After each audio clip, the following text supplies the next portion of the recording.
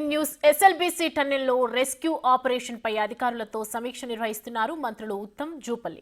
Hydraa commissioner Ranganath, NDRF, army అధికారులు పాల్గొన్నారు. టన్నెల్లో చిక్కుకున్న కార్మికులను ఎలా బయటకు తీసుకురావాలన్న దానిపై చర్చిస్తున్నారు. మంత్రి ఉత్తమ్ ఆర్మీ జనరల్తో ఫోన్లో మాట్లాడారు. రెస్క్యూ కోసం స్పెషల్ ఫోర్స్ను పంపాలని ఆర్మీ చీఫ్ను కోరారు. रिंग तो दिख रहे हैं सर आगे तक, ये रिंग दिख रहे हैं आगे तक। हाँ ना, देखिए रिंग ठीक है आगे तक। मनोज श्रीनिवास वीडियो बना కార్మికులు చిక్కుకున్న ప్రాంతంలోకి వెళ్లడానికి చాలా ఇబ్బందులున్నాయన్నారు మంత్రి ఉత్తమ్. నిన్న 13 కిలోమీటర్ల వరకు 3 బృందాలు వెళ్లాయని, ప్రమాదం జరిగిన ప్లేస్లో నీళ్లు మట్టి ఉండటంతో లోపలికి వెళ్లలేకపోయామన్నారు.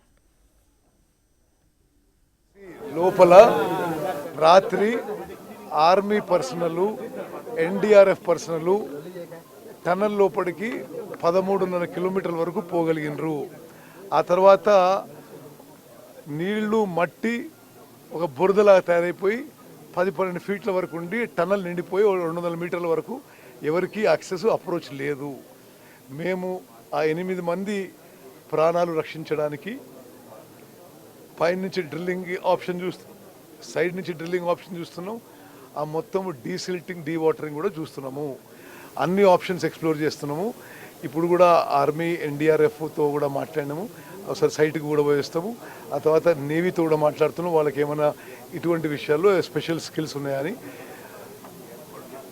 ఇప్పుడు మన ప్రభుత్వం ముఖ్యమంత్రి రేవంత్ రెడ్డి గారి నాయకత్వంలో ఎంత ఎఫర్ట్ పెట్టగలిగితే అంత ఎఫర్ట్ పెట్టి ఆ 8 మంది ప్రాణాలు రక్షించడానికి మ్యాక్సిమం ఎఫర్ట్ పెడుతున్నాము.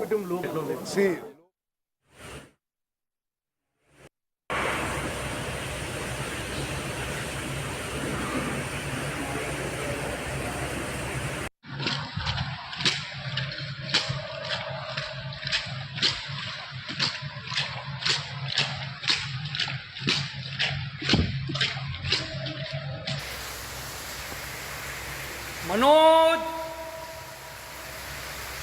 मनोज श्रीनिवास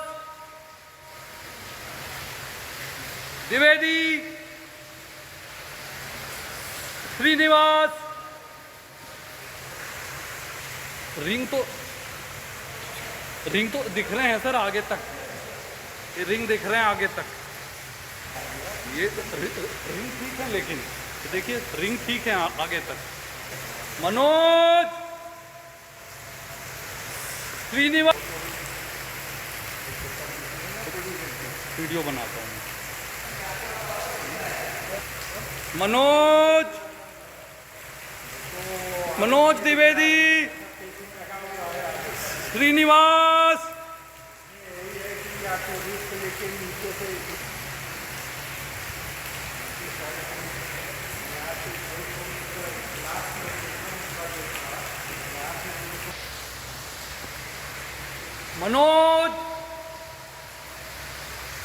मनोज श्रीनिवास द्विवेदी श्रीनिवास रिंग तो दिख रहे हैं सर आगे तक, ये रिंग दिख रहे हैं आगे तक।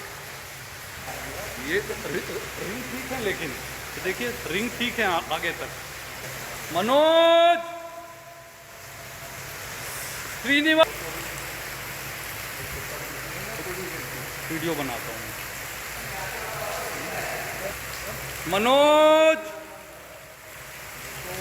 मनोज द्विवेदी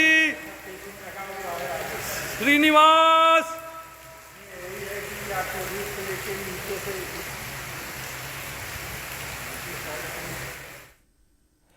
రైట్, అక్కడ చూస్తున్నాం కదా రెస్క్యూ టీమ్ అంతా కూడా వాళ్ళని రక్షించడానికి అనేక ప్రయత్నాలు చేస్తూ ఉంది. మనోజ్ శ్రీనివాస్ అంటూ పిలుస్తున్నప్పటికీ కూడా ఇలాంటి రెస్పాన్స్ అయితే కనిపించడం లేదు. ప్రస్తుతం వాళ్ళ పరిస్థితి ఎలా ఉంది ఒకసారి మా ప్రతినిధి రానాని అడిగి తెలుసుకుందాం. రానా, ప్రజెంట్ రెస్క్యూ టీం అక్కడికి చేరుకున్నట్లుగా తెలుస్తోంది. అయినా కూడా నీళ్లు మట్టి ఉండటంతో లోపలికి వెళ్ళలేకపోతున్నారు. వాళ్ళ పరిస్థితి ఎలా ఉంది, అసలు ఏ విధంగా ముందుకెళ్లే అవకాశాలు ఉన్నాయి? నిన్న ఉదయం 8 గంటల నుంచి ఇప్పటి వరకు దాదాపు 4-5 సార్లు వరకు ఎన్డీఆర్ఎఫ్ సిబ్బంది కానీ ఎస్డీఆర్ఎఫ్ సిబ్బంది కానీ ఆర్మీ వీళ్ళందరూ కూడా లోపలికి వెళ్ళారు. దాదాపు 13.5 కిలోమీటర్ల వరకు కూడా వాళ్ళు లోపల ప్రయాణించారు. కానీ అక్కడికి వెళ్ళిన తర్వాత చాలా ఇబ్బందికరమైన పరిస్థితి వచ్చింది. ఎందుకంటే నిన్నటి వరకు కూడా అక్కడ ఎలక్ట్రిసిటీ లేదు, పైగా ఆక్సిజన్ ప్రాబ్లం కూడా ఉన్నటువంటి పరిస్థితి. ఇప్పుడు వెళ్ళినటువంటి వారు కూడా చాలా ఇబ్బందులు పడ్డారు. ఎందుకంటే అక్కడ పెద్ద ఎత్తు కూడా మట్టి అనేది కూరుకుపోయింది, నీళ్లు ఉన్నాయి, దాంతోపాటు అక్కడ బురద అంతా వెళ్ళిపోయింది. కనీసం లోపలికి ఎంటర్ అవ్వడానికి కూడా వాళ్ళకి చాలా ఇబ్బందికరమైన పరిస్థితులు ఉన్నాయని కూడా ఇప్పుడు మంత్రి మనకు స్పష్టం చేసినటువంటి నేపథ్యం కనపడుతుంది. ఏదైతే ఎన్డీఆర్ఎఫ్ అధికారులతో కూడా మనం మాట్లాడినప్పుడు ఇప్పుడు ఉన్నటువంటి పరిస్థితుల్లో ఇంకా టైం పడుతుంది, దాదాపు 8 గంటల వరకు కూడా ఇది సమయం పట్టే అవకాశం ఉందనేసి కూడా వారు మనతో చెప్పినటువంటి నేపథ్యం అయితే కనపడుతుంది. దాంతోపాటు ఇప్పటి వరకు ఎస్డీఆర్ఎఫ్ సిబ్బందులు కానీ ఎన్డీఆర్ఎఫ్ సిబ్బందులు కానీ పలుమార్లు అక్కడికి వెళ్ళి మేము అనేక రకాలుగా కూడా అంటే పాసిబిలిటీస్ అటువైపు వెళ్ళడానికి ఏ మార్గాలు ఉన్నాయన్న దానిపై కూడా అన్వేషణ చేస్తాం. దాంతోపాటు కొంతవరకు కూడా అవగాహనకు వచ్చాం.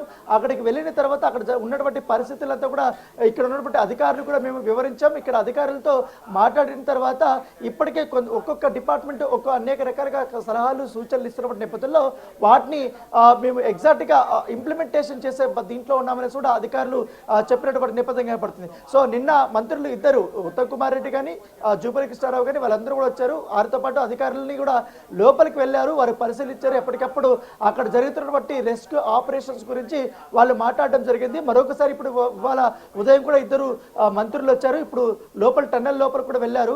ఆల్రెడీ ఇప్పుడు అధికారులతో సమీక్ష సమావేశం కూడా నిర్వహించారు. దాదాపు అరగంట పాటు వరకు కూడా సమీక్ష సమావేశం నిర్వహించారు. నిన్నటి నుంచి ఇప్పటి వరకు జరిగినటువంటి సహాయక చర్యలు ఏంటి, అలాగే కొత్త పంతాలో ఏ రకంగా మనం అక్కడ చిక్కుకుపోయినటువంటి 8 మంది వ్యక్తుల్ని తీసుకురావడానికి ఉన్నటువంటి ప్రణాళికలు ఏంటి, ఇంకా ఎటువంటి ఎక్విప్మెంట్ తీసుకురావాలి, దాంతోపాటు ఇండియన్ ఆర్మీ నుంచి ఎలాంటి సహాయం మనం కోరాలి, దాంతోపాటు నేవీ అధికారులు కూడా వాళ్ళు అందుబాటులో ఉన్నారు కాబట్టి వాళ్ళు ఎవరైనా ఎక్స్పర్ట్స్ ఉన్నాయి అంటే గతంలో ఇలాంటి టన్నులు ఇరకపోయినటువంటి సందర్భాలు కొన్ని ఉన్నాయి కాబట్టి అప్పట్లో రెస్క్యూ ఆపరేషన్లో పాల్గొన్నటువంటి సిబ్బంది ఎవరుతున్నారో వాళ్ళు కూడా అందుబాటులోకి తీసుకురావాలనేసి కూడా ఇప్పటికే ఆయన మాట్లాడారు. దాంతోపాటు తను కూడా ఒకప్పట్లో ఎయిర్ ఫోర్స్లో పనిచేశారు కాబట్టి తనకున్నటువంటి బ్యాచ్మేట్స్ ఇప్పుడు మంచి ఉన్నత స్థాయిలో ఉన్నారు, ఎన్డీఆర్ఎఫ్లో కానీ అలాగే ఎయిర్ ఫోర్స్లో కానీ ఆర్మీలో కానీ. సో తనకున్నటువంటి సన్నిహిత సంబంధాల దృష్ట్యా వాళ్ళతో కూడా ఉత్తమ్ కుమార్ రెడ్డి స్వయంగా ఫోన్లో మాట్లాడారు. మాట్లాడిన తర్వాత ఇక్కడ ఉన్నటువంటి తాజా పరిస్థితులు, ఈ మట్టి గురించి కానీ బురద గురించి కానీ వెనకాలటువంటి నీళ్లు గురించి కానీ పూర్తిగా ఆయన మొత్తం చెప్పారు. దాంతోపాటు టన్నెల్ ఎంతవరకు కూడా ఉంది, దాదాపు ఎన్ని కిలోమీటర్ల వరకు కూడా తవ్వాలనుకున్నారు, దాని కూడా ఎగ్జాక్ట్ సిచ్యువేషన్ అంతా కూడా వారికి వివరించారు. వివరించిన తర్వాత వారు ఇక్కడ ఉన్నటువంటి ఏదైతే విశాఖపట్నంలో ఉన్నటువంటి కొంతమంది ఆర్మీ అధికారులతో మాట్లాడారు. తర్వాత ఢిల్లీలో ఉన్నటువంటి ఆర్మీ జనరల్ మిశ్రాతో కూడా ఆయన మాట్లాడినటువంటి నేపథ్యం కూడా అందరితో కూడా సలహాలు సూచనలు కూడా తీసుకున్నారు. అయితే ఇక్కడ ఉన్నటువంటి ప్రాజెక్టు చేస్తున్నటువంటి వ్యక్తులు ఎవరుతున్నారు వాళ్ళు కూడా దాదాపు 4-5 గంటల వరకు కూడా మరొక ప్లేస్లో మనం ప్రయత్నించేద్దాం. ఎందుకంటే సైడ్ కానీ లెఫ్ట్ సైడ్ కానీ పూర్తిగా డ్రిల్లింగ్ చేయడం వల్ల అటువైపు వెళ్ళడానికి మన ప్రయత్నాలు చేద్దామనేసి కూడా మంత్రికి వారు వివరించారు. వివరించిన తర్వాత దాన్ని ఇమీడియట్గా ఇంప్లిమెంటేషన్ చేయండి, దానికి సంబంధించిన ఎక్విప్మెంట్ అంతా కూడా మీరు తీసుకురండి, ప్రభుత్వం అన్ని వేళలా మీకు సహాయ సహకారాలు ఉంటుంది, మేము ఇక్కడే ఉంటాం, ఇక్కడే క్యాంప్లో ఉంటాం కాబట్టి ఎప్పటికప్పుడు ఇమీడియట్గా కొత్త పంతాలో మనం ఏ విధంగా అక్కడ లోపలికి వెళ్ళి వారిని రక్షించడానికి జరిగినటువంటి అంశాలన్నీ కూడా మీరు పరిశీలించాలని కూడా మంత్రి వారితో చెప్పినటువంటి నేపథ్యం అయితే కనపడుతుంది. మంత్రి జూపల్లి కృష్ణారావు కూడా గతంలో ఆయన మంత్రిగా ఇరిగేషన్ శాఖ కూడా చూసినట్టు కొన్ని సందర్భాలు ఆయన చెప్పినటువంటి పరిస్థితి కనపడుతుంది. ఎందుకంటే ఇలాంటి సమయంలో కొన్ని లాడర్స్ వేసుకుని పైకి, ఎందుకంటే దాదాపు 13 మీటర్లు 14 మీటర్ల వరకు కూడా మట్టి అంత బురదంతా కూరుకుపోయింది కాబట్టి వెళ్ళే అవకాశం లేదు కాబట్టి లాడర్ సహాయంతో పైన కూడా ఒక మొత్తం డ్రిల్లింగ్ చేసి పైనుంచి అటువైపు నుంచి వెళ్ళడానికి ఏమైనా ప్రయత్నాలు చేద్దామని కూడా ఆయన ఒక సలహాలు ఇచ్చారు. దాంతోపాటు ఉత్తమ్ కుమార్ రెడ్డితో నేవీ అధికారులు మాట్లాడినప్పుడు కావాలంటే మేము అక్కడి నుంచి కూడా ఎయిర్ ఫోర్స్ నుంచి కావాలంటే మేము ప్రత్యేకంగా కూడా మేము సిబ్బందిని పంపిస్తాం, నేవీ డిపార్ట్మెంట్ నుంచి కూడా ఎటువంటి సహాయ సహకారాలు కావాలన్నా కూడా మేము ఎక్స్పర్ట్స్తో కూడా మేము రెడీగా సిద్ధంగా ఉన్నామనేసి కూడా వాళ్ళు కూడా చెప్పారు. సో ఇప్పుడు అందరూ అధికారులతో కూడా వారు డిస్కషన్ అయితే చేస్తున్నారు. అయితే ఇక్కడ ఈ సమీక్ష సమావేశంలో ఇవాళ మాత్రం హైడ్రా కమిషనర్ రంగనాథ్ వచ్చారు. ఆయన వచ్చి తన సలహాలు సూచనలు కూడా కొంతమంది చెప్పారు. దాంతోపాటు అధికారులు, ఆర్మీ అధికారులు కానీ, ఎన్డీఆర్ఎఫ్ అధికారులు కానీ, ఎస్డీఆర్ఎఫ్ అధికారులు కానీ, ఇరిగేషన్ అధికారులు కానీ, ఇప్పుడు ఈ జేపీ సంబంధించినటువంటి అసోసియేట్స్ ఎవరైతున్నారో జయప్రకాష్ అసోసియేషన్ వాళ్ళ సంబంధించినటువంటి సిబ్బంది ఇంజనీర్లు ఉన్నారు కాబట్టి వాళ్ళు కూడా కొన్ని ఇన్పుట్స్ ఇచ్చాడు. ఇన్పుట్స్ ఇచ్చినప్పుడు ఆయన సావధానంగా విని మంత్రులకి ఆయన వివరించారు. కొన్ని సలహాలు సూచనలు కూడా ఆయన ఇచ్చారు. ఇచ్చిన తర్వాత ఇక్కడ బ్రీఫ్ చేసిన తర్వాత ఆర్మీ జనరల్తో ఆయన మాట్లాడి ఇంకా కొంతమంది అధికారులతో ఫోన్లో మాట్లాడారు. తర్వాత ఈ ఎయిర్ ఫోర్స్ సంబంధించిన సిబ్బంది అధికారులు ఎవరైతే అధికారులతో వీడియో కాల్లో కూడా ఉత్తమ్ కుమార్ రెడ్డి మాట్లాడారు. మాట్లాడిన తర్వాత ఇక్కడ తెలంగాణ రాష్ట్ర ప్రభుత్వం, రాష్ట్ర ముఖ్యమంత్రి రేవంత్ రెడ్డి అన్ని రకాలుగా కూడా ఎటువంటి సాయం కావాలన్నా కూడా వీళ్ళు బాధితులకి ఇప్పుడు వాళ్ళందరూ కూడా తీసుకురావడానికి ప్రయత్నాలు చేస్తున్నాం. సో మీకు ఎటువంటి ఎక్విప్మెంట్ కావాలన్నా కూడా ఖచ్చితంగా మేము అరేంజ్ చేయడానికి రెడీగా ఉన్నాం. ముఖ్యమంత్రి దానికి సిద్ధంగా ఉన్నారు. మేము కూడా మంత్రులు ఆల్రెడీ ఇక్కడ ప్లేస్లో ఉన్నాం కాబట్టి మీరు కొత్త పంతాలు ఏ రకంగా రెస్క్యూ చేయొచ్చు అనే దానిపై అంటే సమయం మించిపోతుంది. ఆల్మోస్ట్ నిన్న పొద్దున్నే 7:30కి జరిగింది కాబట్టి సంఘటన ఇప్పుడు దాదాపు 11 కావస్తుంది. సో ఇంకా రెస్క్యూ ఆపరేషన్ ముమ్మరం చేస్తున్నారు కాబట్టి కొత్త పంతాలు ఏ రకంగా చేయొచ్చు, కొత్త ఎక్విప్మెంట్ తీసుకొచ్చి లోపలికి వెళ్ళడానికి కానీ, లేకపోతే ఆ బురదను తీసేయడానికి కానీ, ఆ నీటిని తీసేయడానికి కానీ, ఆ మట్టిని పూర్తిగా తీసేయడానికి కానీ చేయాల్సిన బట్టి పనులపైన కూడా పూర్తిగా ఆయన ఆరా తీశారు. దానికి సంబంధించిన ఎక్విప్మెంట్ కూడా ఆయన రమ్మన్నారు కాబట్టి ఇప్పుడు లోపల ప్రస్తుతం మంత్రులిద్దరూ మరొకసారి టన్నెల్ వద్దకు వెళ్ళారు. అధికారులు బృందాన్ని కూడా అక్కడికి తీసుకెళ్లారు. అక్కడైతే ఇప్పుడు పూర్తిగా తాజా పరిస్థితిని వాళ్ళు అక్కడ సమీక్ష అయితే చేస్తున్నారు. రానా, ఇప్పుడు బోరింగ్ మిషన్ రెండు, మీరు అన్నట్టుగా బోరింగ్ మిషన్ రెండు వైపులా మట్టి నీరు రెండు పేరుకుపోయి ఉన్నాయని చెప్తున్నారు. అంటే అది తోడే వరకు వాళ్ళని కాపాడడానికి లేదు, వాళ్ళని తీసుకురావడానికి అసలు ఆప్షనే లేదని చెప్తున్నారు. సో వాళ్ళకి ఆక్సిజన్ ఎలా అందుతుంది, మరి వాళ్ళు సేఫ్ గా ఉన్నట్లు ఏమైనా ఇన్ఫర్మేషన్ ఉందా? అలాగే నీరు తోడే వరకు ఇంకెంత టైం పడవచ్చు? అదే నిన్న వెళ్ళినప్పుడు వాళ్ళకి నిన్న మధ్యాహ్నం మాత్రం కొంత సౌండ్స్ అయితే వినిపించినట్టుగా మంత్రి చెప్పారు. తర్వాత అధికారులు 2-3 సార్లు వెళ్ళారు కాబట్టి లోపలికి, అప్పుడు వాళ్ళ పేర్లతో పాటు పిలిచినప్పుడు కూడా ఎటువంటి స్పందన లేదు, కనీసం శబ్దం కూడా అయితే వినిపించలేదు. తర్వాత 2.5 గంటల ప్రాంతంలో ఎస్డీఆర్ఎఫ్, ఎన్డీఆర్ఎఫ్ సిబ్బంది 2 బృందాలు లోపలికి వెళ్ళారు. వెళ్ళిన తర్వాత వాళ్ళు అక్కడ అంటే పూర్తిగా ఎలక్ట్రిసిటీ రీస్టోరేషన్ కానీ, అలాగే ఆక్సిజన్ సంబంధించినటువంటి ట్యాంకులు కూడా పెద్ద మొత్తం దాదాపు 14 కిలోమీటర్ల వరకు కూడా ఉన్నాయి కాబట్టి పూర్తి స్థాయిలో అది ఏమైనా దెబ్బతినిందా, ఒకవేళ అది పని చేస్తుందా లేదన్న దాన్ని కూడా వాళ్ళు చెక్ చేశారు. ప్రస్తుతం అయితే ఎలక్ట్రిసిటీ అయితే పూర్తి స్థాయిలో అందుబాటులోకి వచ్చే లోపలికైతే అధికారులు వెళ్ళారు. అయితే నిన్న రాత్రి నుంచి కూడా ఎటువంటి శబ్దం లేదనేసి కూడా అధికారులు మంత్రులకి వాళ్ళు చెప్పారు. కాకపోతే అక్కడ పూర్తిగా మట్టి అనేది కూరుకుపోయింది. కనీసం లోపలికి ఎంటర్ అవడానికి చూడడానికి కూడా అక్కడ చాలా ఇబ్బందికరమైన పరిస్థితి ఉంది. ఎవరు కూడా ఎంట్రీ అవ్వలేనటువంటి సిచ్యువేషన్కి వెళ్ళారు కాబట్టి దాని తగ్గట్టుగా ఆర్మీ సహాయం అనేది తీసుకుంటామని చెప్తున్నారు. దాంతోపాటు సింగరేణికి సంబంధించినటువంటి కార్మికులు కూడా ఇక్కడికి రప్పిస్తున్నారు. ఎందుకంటే వాళ్ళకి చాలా అనుభవం ఉంటుంది. ఎందుకంటే ఇలాంటి సింగరేణి గనుల్లో వాళ్ళు పనిచేసినటువంటి వారు ఉన్నారు కూడా, చాలా దారుణమైనటువంటి సిచ్యువేషన్స్లో పనిచేసినటువంటి వ్యక్తులు కూడా ఉన్నారు కాబట్టి సో వారిని కూడా కొంతమందిని ఇక్కడికి పిలిపించి దీన్ని పూర్తిగా లోపల టన్నెల్లోకి పంపించి ఇక్కడ వాస్తవ పరిస్థితులు అంతా కూడా వాళ్ళకు వివరించినట్టు తెలుస్తుంది. వాళ్ళ నుంచి కూడా కొంచెం సలహాలు సూచనలు కూడా తీసుకుంటున్నట్టుగా మనకు సమాచారం ఉంది. సో అన్ని డిపార్ట్మెంట్స్ ఇప్పుడు అందరూ కూడా రెస్క్యూ ఆపరేషన్స్లో అయితే ఉన్నారు. మరి కాసేపట్లో కొన్ని చాపర్స్ కూడా వస్తున్నారు కాబట్టి పైన నుంచి డ్రిల్లింగ్ వేయడానికి, అంటే 14 కిలోమీటర్ దగ్గర ఈ ప్రమాదం జరిగిందని వాళ్ళు చెప్తున్నారు కాబట్టి దాదాపు 14 ఎక్కడైతే ప్రమాదం జరిగినటువంటి ప్లేస్ నుంచి దాదాపు మరొక 500 మీటర్ వరకు కూడా పైన నుంచి కొంచెం డ్రిల్లింగ్ చేయడానికి వాళ్ళు ప్రయత్నాలు చేస్తున్నట్టుగా మనకు సమాచారం అవుతుంది. దాని తగ్గట్టుగా ఇప్పటికే కొన్ని చాపర్స్ కూడా రమ్మన్నట్టుగా మనకు తెలిసింది. ఎయిర్ ఫోర్స్ సిబ్బంది నుంచి సహాయ సహకారాలు తీసుకుంటారు. ఇప్పటికే ఆర్మీ అధికారులు కూడా దిగారు కాబట్టి దాంతోపాటు ఇక్కడ దాదాపు నిన్నటి నుంచి ఇప్పటి వరకు 40 అంబులెన్స్లు కూడా రెడీగా సిద్ధం చేశారు.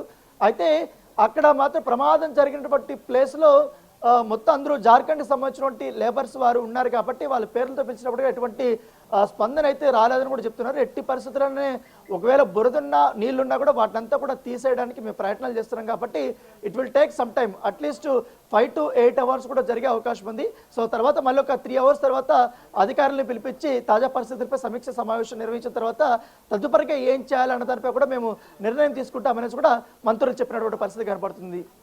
రానా, ఇప్పుడు ప్రజెంట్ కరెంట్కి సంబంధించి దాని పునరుద్ధరణ ఎంత సమయం పట్టొచ్చు, అలాగే రెస్క్యూ టీమ్కి ఇది ఒక సవాల్గా మారిందనే చెప్పొచ్చు. అండ్ పీఎం మోడీ కూడా రేవంత్ రెడ్డికి ఖచ్చితంగా 8 మంది కార్మికులు బయటకు వచ్చేలాగా చూడాలి, మనము ఖచ్చితంగా వారి ప్రాణాలు కాపాడాలి అన్నట్టుగా ఆయన మాట్లాడుతూ ఉన్నారు. సో ప్రజెంట్ ఇంకా ఇలాంటి ఆలోచనతో ముందుకెళ్లే అవకాశం ఉంది.